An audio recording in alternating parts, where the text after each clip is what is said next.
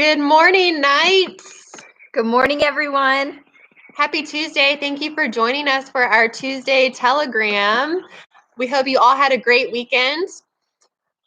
Our feedback that we've gotten this week, in the past couple of days, it seems like people are adjusting to the remote learning schedule and guidelines and communications. And we've loved hearing from you when you've reached out via email and phone. We love seeing your pictures on social media. So please continue to reach out with feedback, with questions when you need our support. And as we're going through this morning's Telegram, please feel free to post questions while we're talking, and we'll get to them when we can. We were just talking this morning about the fact that we've been doing this now for 7 weeks, which in one way it seems like it was just yesterday, and for many of us it seems like it's been forever. So we were also talking about the fact that we only have 5 more weeks of instruction for our students, and it seems like time is already flying with May 1st coming this Friday. And for our seniors, time is passing even quicker as they only have 3 weeks left of instruction. And with seniors, we did want to point out that we've been mentioning that we have plans in place for events that we want to honor you, in particular, the class of 2020. So by May 8th, we're going to be sending out to all senior families those plans so that you see the events that we have coming up, especially towards the end of May and the beginning of June. So you can mark your calendar. By May 8th, we'll send out that information. And with instructional time for seniors, it's different because seniors instructional time, we only have 3 more weeks, including this week. So by Saturday, May 16th, that is the last 5 p.m. deadline that seniors are going to have to make. And so this means that your instructional time at BSH is quickly coming to a close. And then following, as I mentioned, May 8th, be on the lookout for the preliminary plans for things like senior speeches, our virtual graduation, which the virtual graduation will be on the same day that we were going to have graduation in person, and that's June 6th. And that is something that all Catholic schools in our diocese are doing the same exact thing, which is to have a virtual graduation to start, so that we can honor Governor Northam's ban, because right now we can't gather together. So this way, by May 8th, you'll have all those events listed for you, and we can continue to give you more information as we progress with our senior events.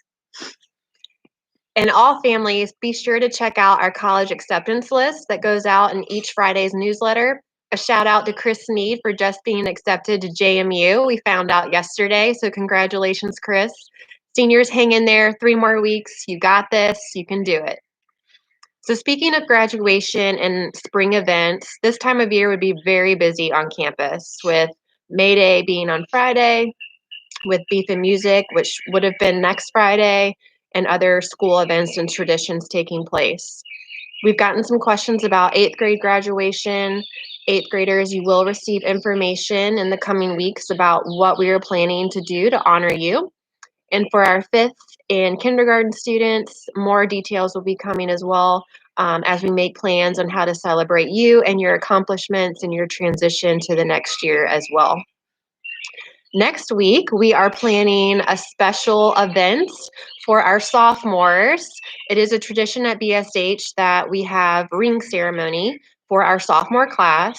And at this event, they would receive their class rings, which would be presented to them by someone they choose, a parent, a close friend, a mentor, and we would celebrate together in the gym. Obviously, not being able to gather in person, we've made some alternate plans, and sophomores, be on the lookout for an email from us this week, as we are making plans to surprise you on Tuesday, May 5th. So be on the lookout for an email with more details, but we do have something in store for you guys on May 5th. And to continue that line of thought, on that day, you're going to see that we're going to ask you to be home, people to be home from 9 to 12. And again, more information will come, but we want to surprise you with a new way of doing a ring ceremony. Now, Paula mentioned questions that we've received. Right now, you're welcome to put in any questions that you have into the chat function if you have questions for us as we go through this Tuesday telegram. The only question that, another question that we've received, have not had as many questions this week. One, a parent asked about the Zoom meetings again with upper school classes and where that schedule is. And so that schedule we sent out to families last week. But again, when we follow up an email giving you the information for those who aren't able to join us live, we'll send out the link to this Tuesday telegram and again include the information on where you can find the Zoom check-in meeting schedule. Also, another question that I have received this week is about summer camp. Last week, we made the announcement that we would be holding our Nights of Summer Camp, which is for early childhood and elementary age children. The Nights of Summer Camp falls under our early childhood program, which is a licensed religious exempt program under the Department of Social Services. So we did receive permission from the Department of Social Services to open our camp. Obviously, there will be strict guidelines and protocol put in place for the camp, which is much different than what would be in place during a school year or even during just a regular summer camp. So we did receive special permission for that camp. It will take place. We've had an outstanding amount of feedback from parents, and registrations are coming in. We're excited that we're able to provide this service for parents and students. And in regards to our other summer camps, for those camps taking place after June 10th, they are still on the calendar. We are taking registration. We are monitoring interest.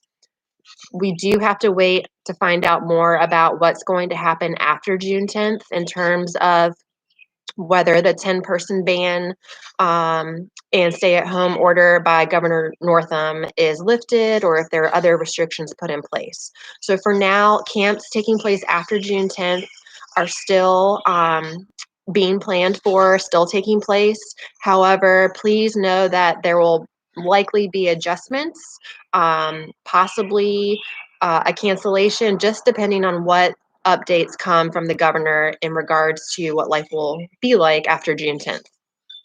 And with early childhood, May 8th is a date for early childhood as well. And on that date, it's going to be the last pickup day for early childhood. So for early childhood parents, that's your last day that you'll be picking up materials. So May 8th, we have a lot of different things, which would have been beef and music, unfortunately. But we do have some other things that'll be coming out on May 8th. Speaking of picking up belongings and supplies, we will be sending out an email to you towards the end of May. We are planning for pickup days to take place the first week of June. So what would have been our last week of school, we will have a schedule of when students can come and pick up their belongings, supplies, artwork, and those types of things. So be on the lookout for more information coming mid to end of May. And in terms of remote learning for lower school and upper school, there's no new updates or changes or anything that we need to let you know about today. We're just moving right along and everybody seems to be getting into a groove. And again, as we said last week, we really appreciate parents, those of you who have reached out and provided some positive feedback for teachers because they've been working extremely hard to transition from, we just got reliable Wi-Fi this year on Blessed Sacrament on the campus, and now we have majority of upper school teachers in particular using Google Classroom and working remotely, and so they have had a huge transition, and we're very proud of what our teachers are doing to keep the learning going for students. So thank you to parents that have recognized that and have either reached out to teachers individually or have sent us information, and just kudos for our teachers. I also want to thank our teachers and our students for participating in last week's virtual step-up days. We love seeing the Flipgrids, our teachers' Flipgrids, as well as some of our students who sent Flipgrids back in response. We hope that you all enjoyed that opportunity to virtually meet and see your future teacher. But thank you all for participating in that event. And again, if this is an opportunity, if anybody has any questions, please put them in the chat feature and we will certainly address them and give you an opportunity to do that. We're going to transition now, I guess, to our close. This was all the information we had today. And what we wanted to do from now on for the next 5 weeks, as we have our Tuesday telegrams, is we wanted to have a remote learning spotlight to end our time together. And so this time we want to and we're going to focus on early childhood, lower school, and upper school, having spotlights for each. And so Paula, early childhood, what's our spotlight of the week? Sure. So early childhood, it's been so much fun to hear about what our teachers are doing in terms of Flipgrids. I know Mrs. Roberts has even done yoga with her twos. It's been wonderful to see you all interacting virtually. We're very proud of all of you and what you've been doing. We know it's not easy for you parents to maintain the continued learning at home, but we're so very proud of you. And for lower school, the Flying Squirrels reached, we actually had we were supposed to have a reading night with the Flying Squirrels this Friday. And Mrs. Anderson, our first grade teacher, she was the one that organized it for all of lower school. And what was so neat, and we thank the Flying Richmond Squirrels for doing this, they reached out to Mrs. Anderson to see if there was a way that they could at least do something virtually.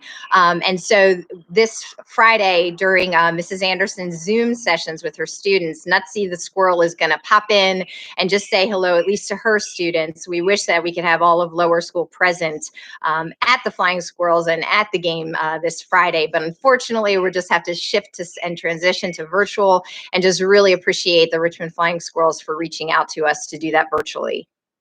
And one more shout out for early childhood. Eleanor in junior kindergarten, she decided to join her big brother Mason's Zoom meeting with Mrs. Kidder last week for his class because she missed Mrs. Kidder so much and she misses having French with her. So she actually got to do a one-on-one with Mrs. Kidder to say hello and talk a little bit in French. And because of that, Mrs. Kidder will now be offering a French Zoom meeting class for her students. More information will be coming about that very shortly, but we're excited that Mrs. Kidder is going to do this for our kids.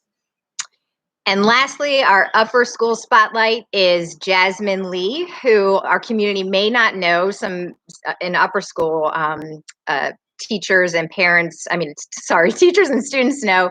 Jasmine is an international student, and she returned to Korea in early April, and she has been tuning in remotely from 13 hours away in Korea, halfway around from us. And what's been so amazing is she's popping in. She's at every Zoom check-in meeting with teachers and students. And if the Zoom check-in meeting wasn't coordinating with the 13-hour difference, she and teachers have individually been meeting, and teachers have been working around her schedule so that they can see her, be with her, help her through this process. But she's been with us since she moved back to Korea. We miss her, and it's just amazing to see what students are capable of doing. Yesterday, she had a Zoom check-in meeting with Mrs. O'Brien at 10 o'clock our time, and so it was 11:30 p.m. and she was there, present and participating. And so we did want to update you on that international news while we are all learning and connecting remotely. So we want to hear from you. We want to hear your success stories. We want to hear what creative things you might be doing at home. Send us an email, send us pictures, tell us about what fun and exciting things you're doing with remote learning at home. All ages, we want to hear from you, early childhood through 12th grade. And seeing no questions coming in this week, which is the first week we've received no questions on our live Tuesday telegram, we then will leave you to enjoy the rest of the day. Again, thank you for all that you're doing. We know that this is such an unprecedented time, and the hardships that a lot of people are facing right now. We're thinking of everyone. We're praying for you. We're praying for all of those who are helping to keep us safe and healthy, our healthcare workers, our first responders. We're praying for all those who have been affected by the coronavirus personally, family members who have had to deal with others who have been affected.